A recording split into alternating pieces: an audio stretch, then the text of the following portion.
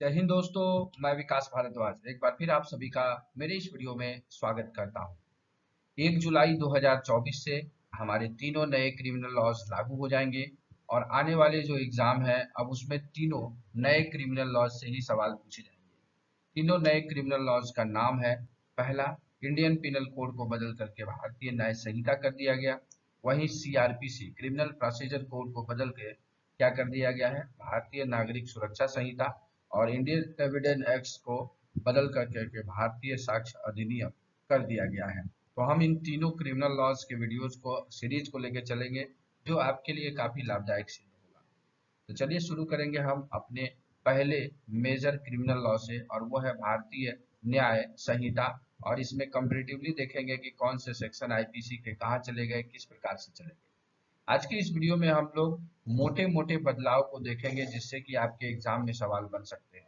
आगे फिर हम इसे अपने इम्पोर्टेंट चैप्टर वाइज चीजों को देखते हुए चलेंगे, ताकि एग्जाम में कोई भी सवाल हमारा छूटे ना।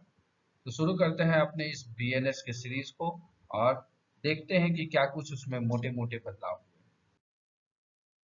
सबसे पहले आपको इस पीपीटी में कलर इंडिकेशन के बारे में मैं बता दूं, तो आपको जहां पर भी ये नेवी ब्लू कलर दिखेगा, आपको इस कलर में कहीं पर भी लिखा हुआ दिखेगा, तो आप समझ जाइएगा कि वो सेक्शन जो है उस सेक्शन में थोड़े बहुत बदलाव हुए, कुछ शब्द, कोई पनिशमेंट या कुछ ऐसी चीजें इंटर की गई है, मतलब थोड़ा चेंज हुआ है, स्लाइड चेंजेस।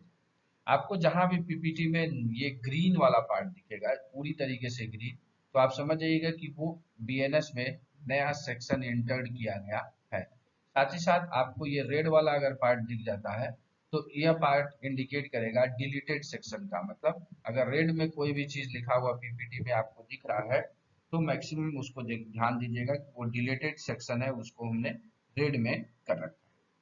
चलते हैं आगे। तो सबसे पहले मोटा मोटा चीज देखें तो पहले आईपीसी में 23 अध्याय थे, संशोधन करके 3 और अध्याय जोड़े गए, मतलब 26, और टोटल 511 सेक्शन थे। लेकिन अब जो अपना बीएनएस है, भारतीय न्याय संहिता है, उसमें चैप्टर है टोटल 20 और सेक्शन है 358।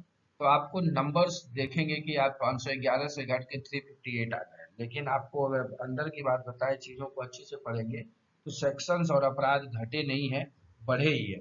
बस यही था कि जिस अपराध के लिए हम पनिशमेंट अलग सेक्शन में पढ़ते थे, उसे अब उसी सेक्शन में समाहित करने का प्रयास किया गया है, ताकि आप एक ही सेक्शन को याद रखें और आपके दिमाग में सारी चीजें फिट हो जाए। तो पहला चीज आपको समझ में आ गया होगा कि बीएनएस में 20 अध्याय और 358 धाराएं है। आगे चलते हैं हम लोग। आगे हम देखते हैं भारतीय न्याय संहिता 2023 में जो बड़े बड़े बदलाव है। तो सबसे पहले ये भारतीय दंड संहिता था, अब यह भारतीय न्याय संहिता हो गई है। मतलब क्या किया गया, न्याय देने के लिए बनाया गया, दंड शब्द को हटा दिया गया है। सिंपली अगर देखें तो ऐसा नहीं है कि किसी ने कोई अपराध कर दिया है तो उसे हम दंड दे करके अपराधी ही कर दे, नहीं। भारतीय न्याय संहिता का यह मानना है कि पीड़ित को भी न्याय मिले, साथ ही साथ अगर कोई अपराधी भी है, किसी से अपराध हो गया है, तो उसे भी न्याय के तौर पे देखा जाए, ना कि उसे पनिशमेंट के तौर पे देखा जाए। 358 धाराएं हो गई है, पहले 511 धाराएं थी। तो 511 सेक्शंस थे पहले, अब जो है वो 358 सेक्शंस हो गए। आगे देखेंगे तो 20 न्यू सेक्शंस जोड़े गए हैं, 20 नई धाराओं को जोड़ा गया है। 33 जो है धाराओं में सजाओं को बढ़ाया गया है, 33 ऐसी धाराएं हैं जिसमें सजाओं को बढ़ाया गया है। 25 ऐसी धाराएं हैं जिसमें मिनिमम पनिशमेंट को लाया गया है। इसके बाद आएंगे हम 83 धाराओं में क्या किया गया है, जुर्माना को बढ़ाया गया है। जेंडर न्यूट्रल करने का प्रयास किया गया है। इस कानून में पहले थोड़ा जेंडर बायस दिखता था कि सिर्फ मैन ही ये अपराध कर सकते हैं, तो उसमें से कुछ को जेंडर न्यूट्रल करने का प्रयास किया गया है और मैन शब्द की जगह हूएवर का प्रयोग किया गया है। इनकोहेट ऑफेंस को एक ही अध्याय 4 में रखा गया है। अब यहाँ पे आपको पहली बार दिख रहा होगा इनकोहेट ऑफेंस। दो प्रकार के ऑफेंस होते हैं, एक होता है कोहेट ऑफेंस, दूसरा है इनकोहेट ऑफेंस। कोहेट ऑफेंस वो ऑफेंसेस होते हैं जो डायरेक्टली उसमें इन्वॉल्व होता है आदमी, जैसे चोरी आप करने गए, वो कोहेट ऑफेंस है। डकैती, रेप, मर्डर, ये क्या है, कोहेट ऑफेंस है। लेकिन इन कोहेट ऑफेंस में क्या है, अपराध जिसमें आप डायरेक्टली शामिल नहीं है, आप पीछे से बैटिंग कर रहे हैं, उसके अध्याय 4 में लेकर के आया गया। पहले ये बिखरा हुआ था, जैसे अबेटमेंट, क्रिमिनल कॉन्स्पिरेसी, ये तो एक ही जगह आसपास। अबेटमेंट एक चैप्टर में था, क्रिमिनल कॉन्स्पिरेसी को बाद में जोड़ा गया संशोधन करके। वो अटेम्प्ट का सेक्शन हम आईपीसी के 511 में पढ़ते थे। अब इन सबको अध्याय 4 में ले आया गया है। हम अध्याय 4 में पूरे डिटेल से इसका अध्ययन करेंगे। आगे है चाइल्ड की परिभाषा को लाया गया है। पहले आईपीसी में चाइल्ड की परिभाषा नहीं थी, अब बीएनएस में चाइल्ड की परिभाषा लाई गई है और कहा गया है कि 18 वर्ष से कम उम्र का कोई भी व्यक्ति जो है वो बच्चा कहलाएगा, जिसका की रेफरेंस हम लोग जेजे एक्ट, पॉक्सो एक्ट और सारे स्पेशल एक्ट से लिया करते हैं। आगे है चल संपत्ति की परिभाषा में भी विस्तार किया गया है। जो मूवेबल प्रॉपर्टी है उसमें पहले सिर्फ टैंजिबल वस्तु ही आती थी, अब इनटैंजिबल प्रॉपर्टी को भी उसमें शामिल कर लिया गया है। एक नए दंड का प्रावधान किया गया है, उसका नाम है कम्युनिटी सर्विस। तो सामुदायिक सेवा नाम का एक पनिशमेंट लाया गया। तो पहले 5 पनिशमेंट आईपीसी में थे, अब पनिशमेंट की संख्या बढ़कर के 6 हो जाएगी। धारा 4 में इसका वर्णन किया गया है, आगे हम डिटेल से इसको देखेंगे।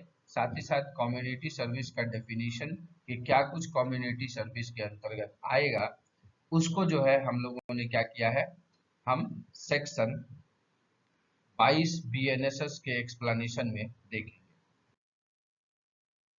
आगे चलेंगे तो नए अपराधों में कुछ चीजों को जोड़ा गया है। उसके लिए डायरेक्टली अगर देखा जाए कौन कौन से अपराध जोड़े गए हैं, तो फर्स्टली है hiring of child for offences. अगर बच्चे को जो है ऑफेंस के लिए हायर किया जाता है। मॉब लिंचिंग को जोड़ा गया है, टेररिस्ट एक्ट को जोड़ा गया है, ऑर्गेनाइज्ड क्राइम को जोड़ा गया है, पेटी ऑर्गेनाइज्ड क्राइम को जोड़ा गया है, स्नैचिंग को जोड़ा गया है, एंडेंजरिंग सोवर्निटी और unity and integrity of India, जो पहले राजद्रोह था उसे देशद्रोह में बदल दिया गया है। तो ये कुछ ऐसे अपराध है जो मोटे मोटे जिनके बारे में आपको सवाल के तौर पर पूछा जा सकता है, ये न्यूली इंटर्ड ऑफेंसेज हैं बीएनएस में। कुछ ऐसे अपराध हैं जिन्हें की हटा दिया गया है, जैसे कि सेडिशन, राजद्रोह को हटा दिया गया है। अननेचुरल सेक्सुअल ऑफेंसेस और प्राकृतिक यौन संबंध को भी हटा दिया गया है। एडल्ट्री को डिलीट कर दिया गया है और बहुत सारे सेक्शन है जिसको कि डिलीट कर दिया गया है। तो ये हम लोगों ने मोटा मोटा भारतीय न्याय संहिता का जो है ओवरव्यू देखा, जिससे कि आपके दिमाग में एक खाका बन गया होगा, एक पिक्चर बन गया होगा, जिससे कि हम समझ पाएंगे कि आखिर क्या कुछ परिवर्तन किए गए हैं भारतीय न्याय संहिता में। आगे हम लोग चैप्टर वाइज जो भी इम्पोर्टेंट चीजें हैं उसको हम डील करेंगे। चैप्टर वाइज वीडियोस आपको आपके आरपीएफ एलडीसी के फुल कोर्स में भी मिल जाएगा, और अब ये सीरीज वहीं पर आपको लगातार दिखेगा। तो इसलिए अगर आपने अभी तक आरपीएफ एलडीसी ऐप डाउनलोड नहीं किया है तो आप डाउनलोड कर लीजिए और वहां पर फुल कोर्स में ज्वाइन हो जाइए, ताकि आपको ये सारा सीरीज मिलता रहे।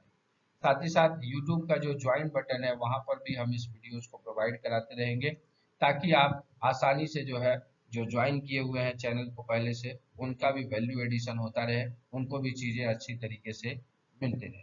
तो इन दोनों साधनों से आप पूरे तीनों नए संहिता को कंफर्म कर सकते हैं और उसे कंप्लीट कर सकते हैं एग्जाम आने से पहले। जैसा कि आपके लिए वीडियो हमने बनाया कि एग्जाम सितंबर मंथ में संभावित है हो जाना, और उसके लिए जोन वाइज वैकेंसी का एक वीडियो हमने अपलोड कर दिया है, उसे आप जरूर जा करके चेकआउट कर लीजिएगा कि आपके जोन में कितनी वैकेंसी है, आप किस कैटेगरी में आते हैं और आपको कितना मेहनत करना होगा।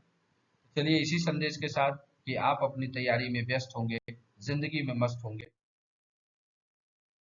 इस वीडियो को ध्यान पूर्वक देखने के लिए आप सभी मित्रों का दिल से धन्यवाद।